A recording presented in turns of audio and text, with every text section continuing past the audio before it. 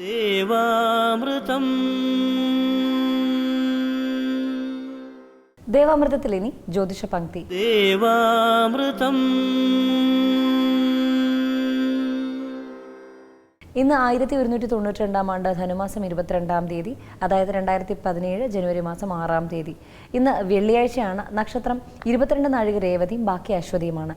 അപ്പോൾ അതുപോലെ ജ്യോതിഷ പങ്ക്തിയിൽ നമ്മളോടൊപ്പം ഉള്ളത് നമുക്കൊക്കെ ജ്യോതിഷപരമായ മാർഗ്ഗനിർദ്ദേശങ്ങൾ നൽകുകയും ഒപ്പം പ്രശ്നപരിഹാരങ്ങൾ നിർദ്ദേശിച്ചുകൊണ്ട് തന്നെ ഒട്ടനവധി പേരുടെ ജീവിതത്തിലേക്ക് പ്രശ്നങ്ങൾ മാറ്റിക്കൊടുത്തുകൊണ്ട് അവരുടെ ജീവിതത്തിൽ വെളിച്ചം പകർന്നു കൊടുത്ത നമ്മുടെ പ്രിയങ്കരനായ ഗുരുനാഥൻ സർ ഡോക്ടർ കുടമാളൂർ ശർമാജിയെ വളരെ സ്നേഹാദരങ്ങളോടെ ഇന്നത്തെ നമ്മുടെ ഈ അധ്യായത്തിലേക്ക് സ്വാഗതം ചെയ്യാം. നമസ്കാരം ശർമാജി. നമസ്തേ.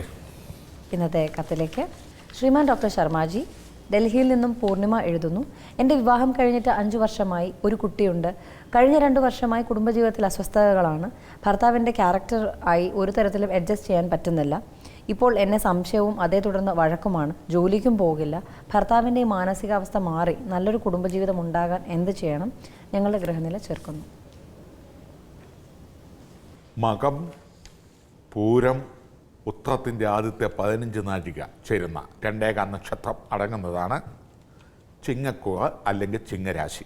പൂർണിമയുടെയും ഭർത്താവിൻ്റെയും നക്ഷത്രങ്ങൾ പൂരവും ഉത്രവും നക്ഷത്രമാണ്. ചിങ്ങക്കൂറാണ്. ചിങ്ങക്കൂറുകാർക്ക് വരുന്ന 2018 ജൂൺ വരെ കണ്ടകശനി കാലമാണ്. അതിൽ 2017 ജനുവരി മാസം 28-ാം തീയതി വരെ കണ്ടകശനിയുടെ കാഠിന്യവും നിൽക്കുന്നതിനാൽ കഴിഞ്ഞ കുറച്ച് കാലഘട്ടങ്ങളായി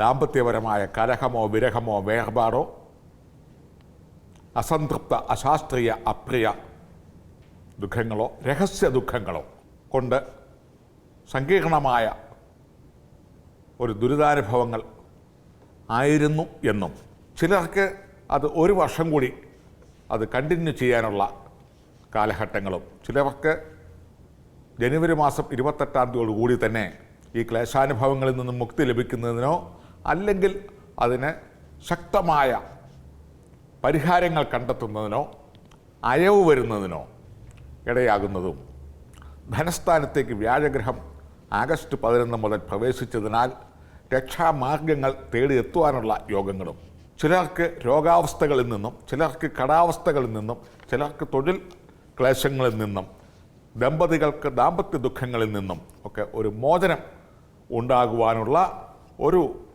ഭാഗ്യ കാലഘട്ടത്തിലേക്ക് കടക്കാൻ ശ്രമിക്കുന്നു. അല്ലെങ്കിൽ ഭാഗ്യ കാലഘട്ടം വരുന്നു. ഫെബ്രുവരി മുതൽ തെറ്റുകുറ്റങ്ങളിൽ ഏർപ്പെട്ടിരിക്കുന്നവർക്കും ദുരിതാനുഭവങ്ങളിൽ ഉള്ളവർക്കും അതിൽ നിന്നൊരു മോചനം വേണമെങ്കിൽ ഈ കാലഘട്ടം ഉണ്ടാകാം. എന്നാൽ വീണ്ടും ഒരു 5 മാസം കഴിയുന്ന മുറയ്ക്ക് അല്പം കൂടെ ഒന്നുകൂടെ ഒരു മഴ പെയ്ത് കഴിഞ്ഞ് മരം വെയ്യുന്നു എന്ന് പറയുന്ന മാതിരി വീണ്ടും ഒന്നുകൂടെ ഒന്ന് കലുഷിതമായതിനു ശേഷം വീണ്ടും ഈ ദുരിതാനുഭവങ്ങൾ അസ്തമിക്കാൻ തന്നെയാണ് സാധ്യത. ചുരുക്കത്തിൽ ദാമ്പത്യപരമായി കലഹിച്ച് നിൽക്കുന്നവർക്ക് പുനഃസമാഗമം ഉണ്ടാകുവാനും തൊഴിൽപരമായി ക്ലേശം അനുഭവിച്ചിരിക്കുന്നവർക്ക് ഏത് തൊഴിലുമാകാം ഏത് ബിസിനസ്സും ആകാം അതിൽ നിന്നൊരു മോചനം ഉണ്ടാകുവാനും കടബാധ്യതയിൽ നട്ടം തിരിയുന്നവർക്ക് അതിൽ നിന്നൊരു മോചനം ഉണ്ടാകുവാനും കലാകായിക രംഗങ്ങളിൽ നിൽക്കുന്നവർക്കാണെങ്കിൽ അവയിൽ നിന്നും ഒക്കെ ഒരു മോചനം ഉണ്ടാകുവാൻ ഒരു സുവർണാവസരം ജനുവരി 28 മുതൽ തുടങ്ങുകയാണ്. എന്നാൽ വീണ്ടും അത് 5 മാസത്തിന് ശേഷം ഒരു താൽക്കാലികം ആയോ ഈ മാറ്റങ്ങൾ എന്ന് വരുത്തി തീർക്കത്തക്ക നിലയിൽ ഉള്ള ക്ലേശാനുഭവങ്ങൾ പിന്നെയും ഒന്നുകൂടി ആളിക്കെത്തിയിട്ട് അത് വീണ്ടും അസ്തമിക്കുന്നതാണ്. ചുരുക്കത്തിൽ 1 വർഷം കൂടി ശരാശരി ഉണ്ടെങ്കിൽ എന്നാൽ അതിൽ 1 മാസം കൊണ്ട് ഇതിനൊരു 80% പരിവർത്തന വിധേയമാവാനുള്ള സാധ്യതകൾ കാണുന്നുണ്ട്. ഗ്രഹനിലപ്രകാരം ചൊവ്വാദോഷം ഉണ്ട്. ജന്മനാ ചൊവ്വാദോഷം ഉള്ള ഒരു ജാതകമാണ് പൂർണിമയ്ക്ക്. ആ പൂർണിമയുടെ ആ ചൊവ്വാദോഷം ഈ 7 ശനിയും കൂടെ കണ്ടകശനിയും കൂടെ വന്നപ്പോൾ പൂർണ്ണമായി എന്നുള്ളതേ കൊണ്ടു. അതായത് ആ കലഹത്തിൻ്റെ ശക്തി കൂടി, ആ ദാമ്പത്യ ദുഃഖത്തിൻ്റെ ശക്തി കൂടി, ഭർത്താവിൻ്റെ മദ്യപാനം അല്ലെ അതുപോലെയൊക്കെയുള്ള കാര്യങ്ങൾക്ക് ശക്തി കൂടി, കുടുംബത്തിൽ തന്നോടൊപ്പം ജീവിക്കുന്നവരുടെ വികാരങ്ങൾ എന്താണ് എന്നും അറിയാതെ ജീവിക്കുന്നവരെ സംബന്ധിച്ചിടത്തോളം ഈ കണ്ടകശനിയും അഷ്ടമശനിയും ഒക്കെ കൂടുതൽ ദുഃഖങ്ങൾ ഉണ്ടാവും. ഇതെല്ലാം അറിഞ്ഞു കേട്ട് പോകുന്നവർക്ക് തന്നെ ദുഃഖങ്ങളും ദുരിതങ്ങളും ഉണ്ട്. ഏതായിരുന്നാലും ഈ രാശിക്കാരുടെ ദുരിതങ്ങൾക്ക് ഒരു ശമനം വരുന്ന മാസം മുതൽ, അതായത് 2017 ജനുവരി മാസം 28 മുതൽ ശക്തമായ ഒരു പരിഹാരം, ഒരു പ്രതിവിധി, അല്ലെങ്കിൽ ഒരു ആശ്വാസം, ഒരു രക്ഷാമാർഗം, ഒരു രക്ഷാവസ്ഥ രോഗങ്ങളിൽ നിന്നും സാമ്പത്തിക ഞെരുക്കത്തിൽ നിന്നും ദാമ്പത്യ ദുഃഖങ്ങളിൽ നിന്നുമൊക്കെ ഒരു മോചനം ഉണ്ടാകുവാൻ പോകുകയാണ്. അതുവരെ ശനിയാഴ്ച തോറും നീരാഞ്ജനാദി വഴിപാടുകൾ ചെയ്യുക. പെട്ടെന്ന് ഒരു ആശ്വാസങ്ങൾ കിട്ടുന്നതിന് വേണ്ടി 8 ദിവസം രണ്ടുപേരുടെയും പേരും നക്ഷത്രവും ചേർത്ത് നീലാഞ്ജന സമാനാഭം രവിപുത്രം യമാഗ്രജം ഛായാ മാർത്താണ്ഡ സംഭൂതം തം നമാമി ശനീശ്വരം.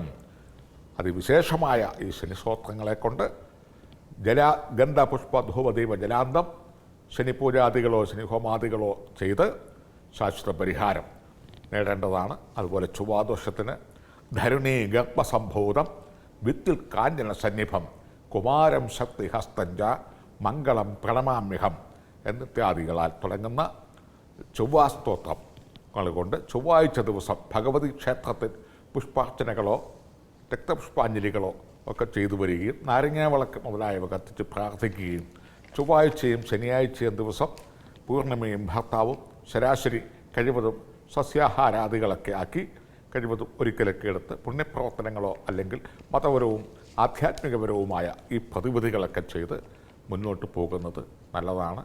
കാഠിന്യങ്ങൾ, ദോഷങ്ങൾ, ദുഃഖങ്ങൾ വഴിമാറി ഗുണഫലങ്ങൾ കണ്ടു തുടങ്ങേണ്ട സമയമായി. ജ്യോതിഷപംക്തിയുടെ ഇന്നത്തെ അധ്യായം ഇവിടെ പൂർണ്ണമാവുകയാണ്. ജ്യോതിഷപരമായ മാർഗ്ഗനിർദ്ദേശങ്ങൾ ഡോക്ടർ കുടമാളൂർ ശർമാജിയിൽ നിന്ന് അറിയാൻ ആഗ്രഹിക്കുന്നവർ താഴെ കാണുന്ന നമ്പറിൽ അദ്ദേഹത്തെ കോൺടാക്ട് ചെയ്യാവുന്നതാണ്. പ്രശ്നപരിഹാരങ്ങൾ സ്വായത്തമാക്കാവുന്നതാണ്. നമുക്കൊരു ചെറിയ ഇടവേളയ്ക്ക് ശേഷം തിരികെ എത്താം വാസ്തുശാസ്ത്രവുമായി. ദേവാമൃതം